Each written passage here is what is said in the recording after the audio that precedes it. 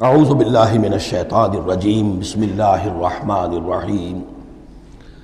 وعدکم اللہ مغانم کثیرۃ تاخذونها، اللہ تعالیٰ نے اے مسلمانوں تم سے وعدہ کیا ہے بہت سی غنیمتوں کا جو تمہیں حاصل ہوں گی۔ فعجل لکم ہذہ، تو یہ تو اللہ نے فوری طور پر تمہیں عطا کر دی ہے، یعنی یہ فتح مبین۔ وکف ایدی الناس عنکم، اور لوگوں کے ہاتھ تمہاری جانب سے روک لیے، یعنی جنگ اگر ہوتی ظاہر بات ہے کہ قریش بھی پھر اگر اس میں اپنی قوت کا مظاہرہ کرتے تو کچھ نہ کچھ نقصان تو مسلمانوں کا بھی ہوتا۔ کف ایدی الناس عنکم، ان کے ہاتھ باندھ لیے اور روک لیے اللہ نے تم سے۔ وَلِتَكُونَ آیَةً لِّلْمُؤْمِنِينَ، اور تاکہ یہ اہل ایمان کے لیے ایک نشانی بن جائے۔ وَيَهْدِيَكُمْ صِرَاطًا مُسْتَقِيمًا، اور اللہ تعالیٰ اب تمہیں سیدھی راہ پر جو ہے گامزن کر دے، یعنی تمہاری جد و جہد کو، اجتماعی جو جد و جہد ہے تمہاری، اسے براہ راست تیر کی طرح سیدھا اب اس کے آخری ہدف اور منزل مقصود تک پہنچا دے۔ وَأُخْرَى لَمْ تَقْدِرُوا عَلَيْهَا، اور کچھ اور بھی فتحیں ہیں جن کا ابھی تک تمہیں جس پر قدرت حاصل نہیں ہوئی ہے۔ قد احاط اللہ بہا، اللہ تعالیٰ ان کا بھی احاطہ کیے ہوئے ہے، یعنی یہ کہ اس کے فوراً بعد تمہیں ایک فتح ملے گی جو کہ خیبر کی ہوگی، کیونکہ یہ اس جو رکوع ہم نے دوسرا پڑھائے ہیں، تیسرا اس سے پہلے نازل ہوا ہے، اور یہ کہ پھر فتح مکہ ہونے والی ہے۔ اللہ تعالیٰ نے یہ تمام فتوحات جو اللہ کے تو علم میں ہے، اللہ کے نے ان کا احاطہ کیا ہوا ہے۔ وَكَانَ اللَّهُ عَلَىٰ كُلِّ شَيْءٍ قَدِيرًا، اللہ ہر چیز پر قادر ہے۔ وَلَوْ قَاتَلَكُمُ الَّذِينَ كَفَرُوا لَوَلَّوُا الْأَدْبَارَ، اور اگر یہ کافر یعنی قریش مکہ تم سے جنگ کرتے تو لازماً پیٹ دکھا دیتے، پیٹ پھیر جاتے۔ ثُمَّ لَا يَجِدُونَ وَلِيًّا وَلَا نَصِيرًا، اور پھر نہ پاتے اپنے لیے کوئی حمایتی، کوئی مددگار۔ سنت اللہ التی قد خلت من قبل، یہ اللہ کی وہ سنت ہے، اس کا دستور ہے، اس کا قانون ہے کہ جو پہلے سے چلا آ رہا ہے،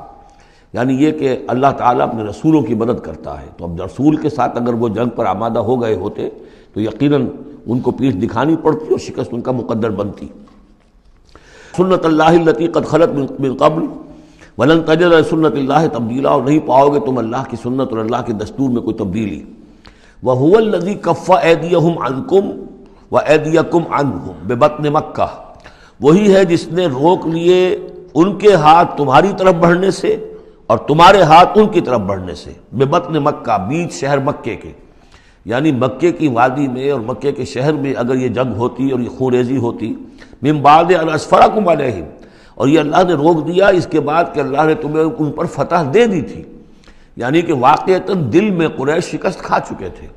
وہ سمجھ گئے تھے کہ ہمارے لیے مقابلہ ممکن نہیں ہے، ورنہ وہ صلح کبھی نہ کرتے۔ ان کے لیے تو یہ چیز گویا کہ بڑی موت سے بھی بڑھ کر جو تھی، بھاری تھی، کہ مسلمان جو ہے ان کے ساتھ ہم صلح کریں، انہیں تسلیم کر لیں، اور پھر یہ بھی طے کریں کہ اگلے سال آپ آئیے اور ہم 3 دن کے لیے یہ پورا مکہ خالی کر دیں گے، آپ یہاں جس طرح چاہے عمرہ کریں۔ یہ شرط بھی اس میں شامل تھی اگلے سال، لیکن اس سال آپ کو جانا پڑے گا، ہماری ناک جو ہے اتنی نہ کٹے کہ اسی سال آپ عمرہ کر لیں، لیکن یہ ہے کہ بہرحال آئندہ آپ آئیں گے۔ تو اس کے بعد کہ اللہ نے تمہیں ان پر فتح دے دی تھی۔ وَكَانَ اللَّهُ بِمَا تَعْمَلُونَ بَصِيرًا، اور جو کچھ تم کر رہے ہو اللہ اسے دیکھ رہا ہے۔ هُمُ الَّذِينَ كَفَرُوا وَصَدُّوكُمْ عَنِ الْمَسْجِدِ الْحَرَامِ، وہی لوگ ہیں، یعنی ان کے جرائم کا تذکرہ ہو رہا ہے جنہوں نے کفر کیا تو اور تمہیں روکے رکھا مسجد حرام تک جانے سے۔ وَالْهَدْيَ مَعْكُوفًا أَن يَبْلُغَ مَحِلَّهُ، اور ہدی کے جو جانور لے کے گئے تھے مسلمان احرام کے ساتھ ساتھ، وہ ہدی کے جانور تھے کہ کعبے کے لیے نیاز کے یہ جانور ہیں، وہ رکے ہوئے تھے کہ وہ اپنی اصل جگہ پر یبلغ محلہ، کہ اس کا اصل مقام تو یہ تھا کہ کعبے جائیں، وہاں پر ان کا چڑھاوا چڑھایا جائے اور ان کی قربانی دی جائے، لیکن یہ کہ وہ رکے ہوئے تھے کہ وہاں تک نہیں پہنچ سکتے تھے۔ لیکن یہ اللہ نے کیوں ہاتھ روک لیے، ان کے ہاتھ تم سے، تمہارے ہاتھ ان سے کیوں روک لیے، جنگ کیوں نہیں ہونے دی، اس کی حکمت اب آ رہی ہے۔ وَلَوْلَا رِجَالٌ مُؤْمِنُونَ وَنِسَاءٌ مُؤْمِنَاتٌ، اگر نہ ہوتے مرد مومن اور عورتیں مومنات، لم تعلموہم، جنہیں تم نہیں جانتے تھے، ان تطؤوہم، اندیشہ تھا کہ تم انہیں بھی پیس ڈالتے، یعنی جب جنگ ہوتی ہے، بھٹی گرم ہو جاتی ہے، اس وقت تو تحقیق و تفتیش مشکل ہوتی ہے۔ اب وہ مسلمان کے جو ہجرت نہیں کر سکے، ان میں ضعفاء بھی تھے، ان میں مریض بھی تھے، ان میں عورتیں بھی تھیں جن کے لیے ممکن ہی نہیں تھا، جیسا کہ ہم سورہ نساء میں پڑھ چکے ہیں کہ جن کے لیے بالکل ممکن ہی نہیں تھا، اللہ تعالیٰ نے ان کو معاف کر دیا تھا، ہجرت نہیں کر رہے تب بھی اللہ ان سے مواخذہ نہیں کرے گا۔ تو اب وہ لوگ بھی موجود تھے مکے کے اندر، اب اگر یہ چکی چلتی تو پھر تو یہ پیس ڈالتی ان کو بھی۔ وَلَوْلَا رِجَالٌ مُؤْمِنُونَ وَنِسَاءٌ مُؤْمِنَاتٌ لَمْ تَعْلَمُوهُمْ أَن تَطَئُوهُمْ، تم جانتے ہی نہیں تھے، ہو سکتا ہے کہ تم انہیں بھی کچل دیتے، فَتُصِيبَكُم مِّنْهُمْ مَعَرَّةٌ، اور ان کے معاملے میں پھر تم پر ایک الزام آ جاتا بغیر علم، اس کے بغیر کہ تمہیں کوئی علم ہو، تمہاری بے خبری میں تم پر الزام آتا کہ ان اہل ایمان نے آ کر اپنے اہل ایمان ساتھیوں کو بھی قتل کر دیا۔ لِيُدْخِلَ اللَّهُ فِي رَحْمَتِهِ، اللہ نے اسی لیے روک دیا اس جنگ کو اس وقت اور تمہیں فتح دے دی صلح کی شکل میں، تاکہ اللہ تعالیٰ داخل کرے اللہ تعالیٰ اپنی رحمت میں جس کو چاہے۔ وَلَوْ تَزَيَّنُوا لَعَذَّبْنَا الَّذِينَ كَفَرُوا مِنْهُمْ عَذَابًا أَلِيمًا، اگر وہ علیحدہ ہو چکے ہوتے،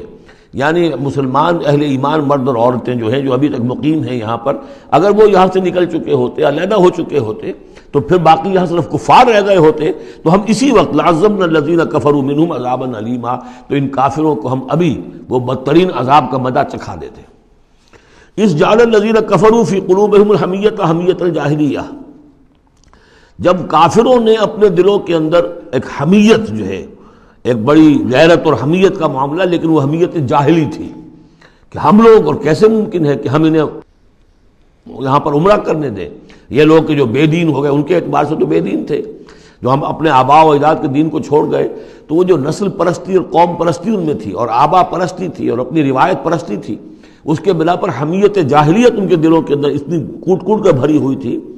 اس جعل الذین کفروا فی قلوبہم الحمیۃ حمیۃ الجاہلیہ، انہوں نے حمیت جاہلی کو اپنے دلوں کے اندر راسخ کر لیا تھا۔ فانزل اللہ سکینتہ علی رسولہ وعلی المؤمنین، تو اللہ تعالیٰ نے اپنا طرف سے سکون نازل فرما دیا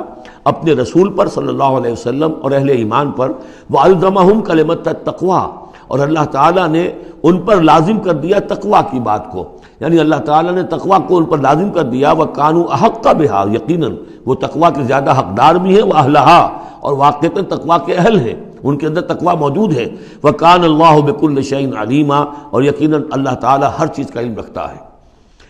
صدق اللہ العظیم۔